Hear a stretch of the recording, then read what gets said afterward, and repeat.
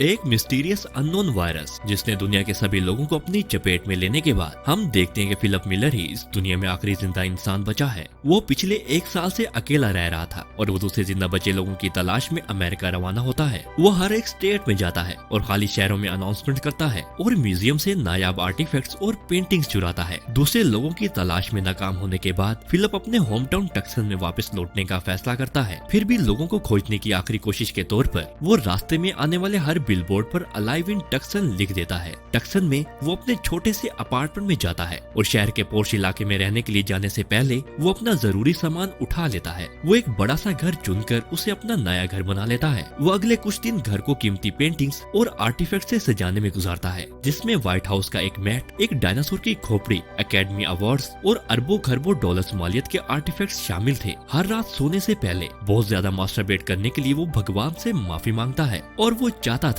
कि कम से कम मरने से पहले वो किसी औरत का चेहरा देख ले। शुक्र है अभी भी वहाँ ढेर सारी कारें थी जिनके जरिए वो यहाँ वहाँ जा सकता था। वो अंडरवेयर में ग्रोसरी स्टोर जाता है और गन की मदद से स्टोर का शीशा तोड़ता है। सिर्फ 1 साल में ही वो बुनियादी शालीनता को पूरी तरह से भूल गया था, क्योंकि अब इम्प्रेस करने के लिए वहाँ कोई भी नहीं था। वो हर वो चीज भी करता है जो वायरस के अटैक से पहले वो सिर्फ सोचा करता था, जैसे स्टोर में कैंस के ढेर को गिराना और सैकड़ों अडल्ट फिल्म घर लाना। वो टाइम पास के लिए वो अपने साथ ही रैकेट बॉल खेलता है और लैंप्स और एक्वेरियम्स को बॉलिंग पिन्स के तौर पर इस्तेमाल करता है और कारों को आपस में टकराता है। ये सब करके उसे जोश मिलता है और उसे अपने अकेलेपन से निपटने में मदद मिलती है। लगभग 1 महीने बाद वो अपनी समझबूझ खोने लगा था। इसके अलावा जब वो अपने जन्मदिन पर अकेला होता है तो उसे हर वो चीज याद आती है जिसकी उसने कभी कदर नहीं की थी। जब उसकी लाइफ नॉर्मल थी उसे अपनी माँ और अपनी पुरानी जिंदगी और दूसरे लोगों की कमी महसूस होती है। सीन यहाँ कट होकर कुछ महीनों बाद का दिखाया जाता है। फिलिप जिस हवेली में रहता था वो अब एक डंपिंग साइट में बदल गई थी। वो जगह प्लास्टिक और कैन से भर गई थी जिसे वो साफ नहीं करता था, क्योंकि उसके नजदीक इसका कोई मतलब नहीं था। वो कई दिनों से नहाया नहीं था और एक जानवर की तरह जिंदगी गुजार रहा था। घर में पानी खत्म हो गया था और टॉयलेट प्लास्टिक की बोतल से भर गया था। उसको साफ करने की बजाय फिलिप एक स्प्रिंग बोर्ड में छेद करके उसे टॉयलेट करने के लिए इस्तेमाल करता है। वो किड्स पूल में शराब भरकर उसे पीने के साथ साथ उसमें नहाता भी है। फिर एक दिन वो बार में जाता है और बॉल्स पर फेस ड्रॉ करके उनको नाम देता है। वो उनसे बात करता है जैसे वो उसके दोस्त हों, सिर्फ खुद को अकेलेपन से निकालने के लिए। रात को वो गैरी नामी एक बॉल को क्लोथिंग स्टोर ले जाता है और एक मैनिक्यून पर मारता है जिसे वो प्यार करता था। जब उसका बाजू टूटता है तो फिलिप का दिमाग खराब होने लगता है। वो फैसला करता है कि अब वो और नहीं जिएगा और पास में एक हिल से कूदने के लिए जाता है। वो अपनी सभी बॉल्स को गुड बाय कहता है और उन्हें हमेशा याद रखने का वादा भी करता है। फिर वो अपनी कार में बैठता है और फुल स्पीड में हिल की तरफ गाड़ी भगाता है। अचानक वो थोड़ी दूर धुआं उठता देखता है और कार क्रैश होने से कुछ सेकंड्स पहले गाड़ी रोकता है। फिलिप को अपनी आंखों पर यकीन नहीं आ रहा था। वो तुरंत धुएं का पीछा करता है और एक ट्रेलर के पास पहुंचता है जो कि किसी इंसान के रहने के काबिल नहीं था। फिर वो कुछ ऐसा देखता है जो वो पिछले 1 साल से देखने के लिए भीख मांग रहा था। किसी ने अपना ब्राग धूप में सुखाने के लिए छोड़ा हुआ था। फिलिप उसे स्मेल करता है और खुशी के मारे बेहोश होकर गिर पड़ता है। जब वो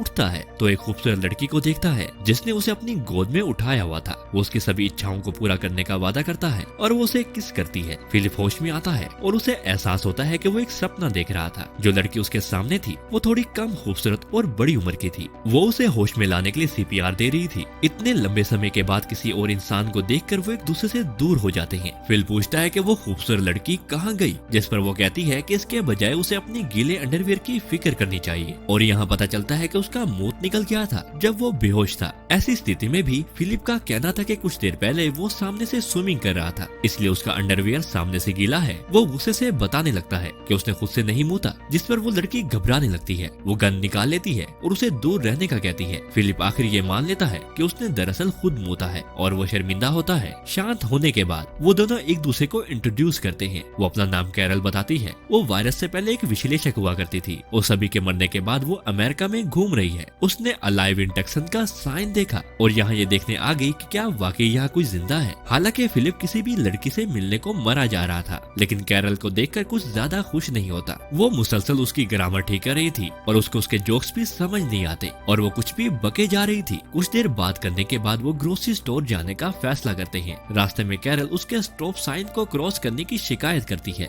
फिलिप के कहने के बावजूद कि कोई ट्रैफिक नहीं है, वो कहती है कि उन्हें नियमों का पालन करना होगा, वरना उनमें और जानवरों में कोई फर्क नहीं रह जाएगा। कैरल को दिखाने के लिए वो एक सिग्नल पर रुकता है और रोड के दोनों साइड देखता है और कंफर्म करता है कि कोई आ तो नहीं रहा। जब वो ग्रोसरी स्टोर पहुंचते हैं तो फिल गाड़ी हैंडीकैप पार्किंग में लगा देता है। वो अपने दिन की 5वीं बहस शुरू करते हैं, जहाँ फिलिप का कहना था कि उसका ख्याली हैंडीकैप के पास अभी भी काफी जगह है कार पार्क करने के लिए। जब कैरल अभी भी उसे कार कहीं और पार्क करने का कहती है तो वो कार को सीधा स्टोर में घुसा देता है। बाद वो उसके घर जाती है और उसके जीने के तरीके को देखकर निराश हो जाती है। उसके पास 2 पूल थे, एक में उसका वेस्ट था और दूसरे में कचरा भरा हुआ था। कैरल उस पर पेंटिंग्स चुराने का इल्जाम भी लगाती है, अगरचे वो कहता है कि ये अब किसी की भी नहीं रही। घर दिखाने के बाद वो उसे वापस कैंप साइट जाने का बोलता है। अगली सुबह वो उठता है और कैरल को घर की सफाई करते हुए देखता है। वो उसे स्टोर से कुछ सफाई का सामान लाने का कहती है, क्योंकि उन्हें अब इंसानों की तरह जिंदगी गुजारनी थी। रात को वो अपने बॉयफ्रेंड्स के पास जाता है और कैरल की शिकायत उनसे करता है। अगरचे वो उसे सिर्फ एक दिन से जानता था, उसको लगता है कि वो एक ऐसे मैरिड कपल हैं जो डिवोर्स लेने के लिए मरे जा रहे हैं। अगली सुबह चीजें और भी खराब हो जाती हैं जब वो पास वाले घर में शिफ्ट हो जाती है। वो उसे वहाँ से भगाने की कोशिश करता है, लेकिन कैरल तो कैरल थी, जिद्दी कहीं की। वो पूछती है कि क्या वो इस बात से डर रहा है कि वो उसे नंगा देख लेगी, और जिसके जवाब में फिल अपनी पैंट उतार देता है। कैरल आखिर अपने मेन मुद्दे पे आती है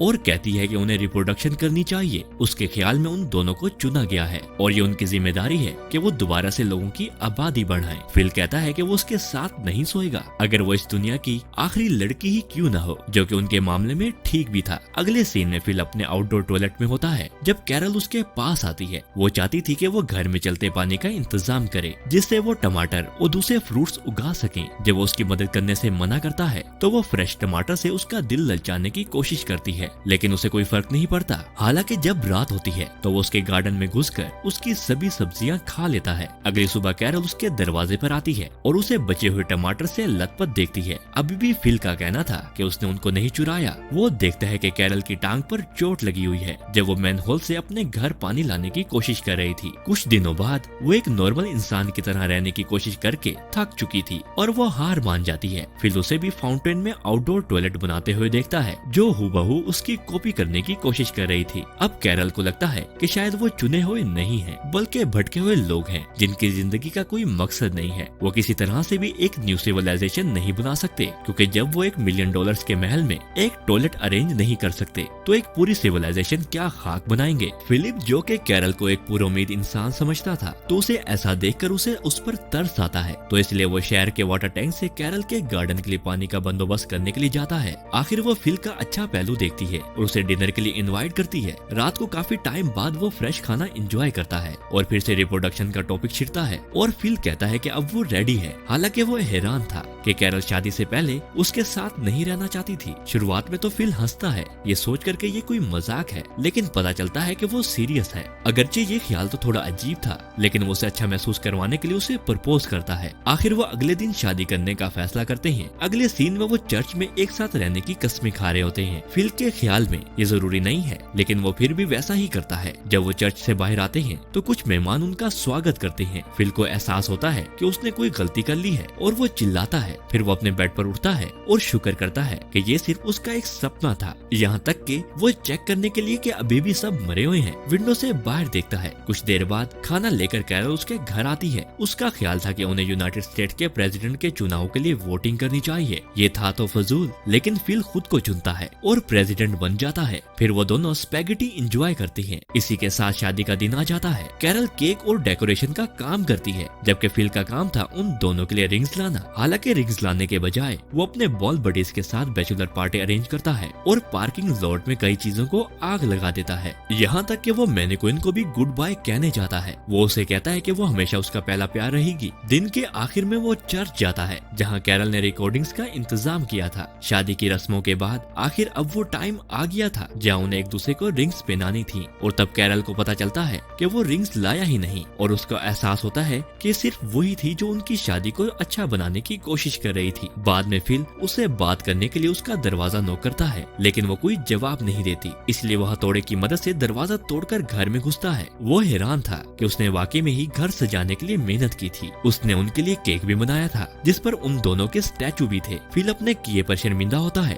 और माफी मांगता है और ये भी बताता है कि दरअसल उसे वो और उसका खाना जो उसने बनाया था बिल्कुल भी पसंद नहीं है, लेकिन वो खुश है कि वो यहाँ मौजूद है क्योंकि उसके बिना वो अब तक मर चुका होता। ये कहते ही फिल उसे कहीं बाहर ले जाता है। अगले सीन में वो एक ज्वेलरी शॉप में जाते हैं जहाँ कैरल अपनी पसंद की सभी रिंग्स ले लेती है और आखिर वो शादी के बंधन में बंध जाते हैं और अब वो हस्बैंड एंड वाइफ थे। रात को वो दोनों एक साथ सोते हैं, लेकिन फिल को वैसा महसूस नहीं होता जैसा उसने सोचा था। कैरल पूरी रात चुप नहीं होती और इधर उधर की बातें करती रहती है। अगली सुबह वो उसे घर में रैकेट बॉल खेलते हुए देखती है। फिल को लगता है कि वो फिर से उसको तंग करेगी, लेकिन वो हैरान था जब वो भी उसके साथ खेलने लगती है। वो दोनों पूरा दिन इसी तरह एंजॉय करते हैं जिस तरह से फिलिप नॉर्मली किया करता था। वो एक फायर प्रूफ सूट बनाकर खुद को आग लगाते हैं। वो कैंस पर बिल्डोजर चढ़ाते हैं और फिल अपनी एक्स गर्लफ्रेंड से मिलता है जो कि एक मैनिक्विन थी। कैरल कुछ देर उसके साथ बात करती है और अपने हस्बैंड के सामने उसको तोड़ने लगती है। पहली बार फिलिप खुश था कि उसने उसके साथ शादी की और सोचता है कि वो उसके साथ जिंदगी गुजार सकता है। जब वो घर वापस जा रहे होते हैं तो रास्ते में वो अचानक एक लिमो से टकरा जाते हैं। हैरान फिलिप उसकी तरफ बढ़ता है और एक खूबसूरत लड़की को बाहर निकलते हुए देखता है। कुछ देर पहले वो सोचता है कि वो अपनी वाइफ के साथ खुश है, लेकिन अब उसे अपनी शादी से नफरत होने लगती है। Subscribe for more videos like this, turn on the notification and leave a like to help the channel out. Thank you for watching.